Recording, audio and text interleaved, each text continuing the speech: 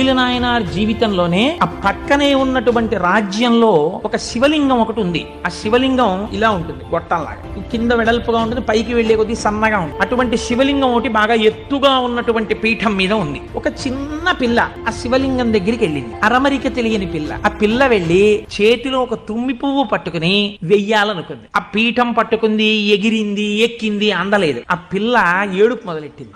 ఏడుపు మొదలెట్టి శివా శివా నువ్వు నాకు అందట్లేదు, పువ్వు ఎలా వేయనంది. శంకరుడు ఆ భక్తికి పరవశించిపోయాడు. వెంటనే ఇలా ఉన్న శివలింగం ఇలా వంగిపోయింది. ఇలా వంగిపోతే ఆ పిల్లకేం తెలుసు, శివలింగం వంగిపోయింది నా కోసం. అది చిన్నపిల్ల పొంగిపోయి తప్పట్లు కొట్టేసి కాసేపు ఆడేసి 2 పువ్వులు వేసేసి వెళ్ళిపోయింది.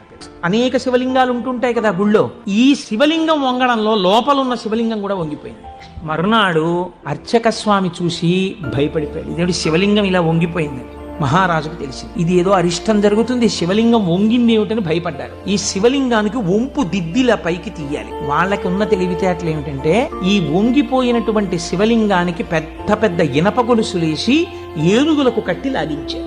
ఈ వంగిపోయిన శివలింగాన్ని ఇనప గొలుసులో పెట్టి ఏనుగులు లాగుతుంటే గొలుసులు తెగిపోయాయి. శివలింగం వంపు దిద్దబడలేదు. ఇది ఎవరో గుగ్గిల నాయనారికి చెప్పారు. శివలింగం వంగిందిట, ఇనప గొలుసులేసి లాగుతున్నారట, లాగుతుంటే గొలుసులు తెగిపోతున్నాయిట. ఆయన ఎంత బాధపడిపోయి కింద పడి ఏడిచి దొల్లేశాడు. శంకరా, మీ కంఠానికి ఇనప గొలుసులేసి ఏనుగులతో లాగారా, ఎంత ఒరిసిపోయిందో ఆ కంఠం అని.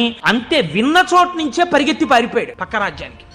పారిపోయి గుళ్ళోకెళ్ళి అన్నం లేదు, నీళ్లు లేవు, ఒగరుస్తూ ఒంటి నిండా చెమటలు పట్టుకుని, ఈశ్వరా నీకు జరిగినటువంటి అపరాధం నా శరీరమునకు పొందేటటువంటి ఖేదంతో పోవాలని మీ వంపు దిద్దడం కాదు, మీ వంపు దిద్దడానికి మీకు ఇనప గొలుసు లేచి లాగినప్పుడు మీ కంఠం నొక్కుకుని ఉంటుంది, ఆ శిక్ష నేను అనుభవిస్తానని ఒక గొలుసు, తన మెడలో ఉన్నటువంటి గొలుసుని శివలింగపు వంపుకేసి గట్టిగా లాగాడు. తన కంఠం ఒరిసిపోయి తెగాలని. తన కంఠం తెగలేదు, శివలింగం వంపు ఇలా పైకి లేదు. ఆ వంపు దిద్దినటువంటి వాడు గుగ్గిల నాయనార్. శివపురాణం చెప్పుకుంటూ నాయనార్ల చరిత్రని అనుసంధానం చేసి ఉత్తరాయణ పుణ్యకాలంలో నాయనార్ల గురించి వింటే పార్వతీ సహితుడైనటువంటి ఆ పరమశివుడు పొంగిపోయి పరవశించిపోతాడు.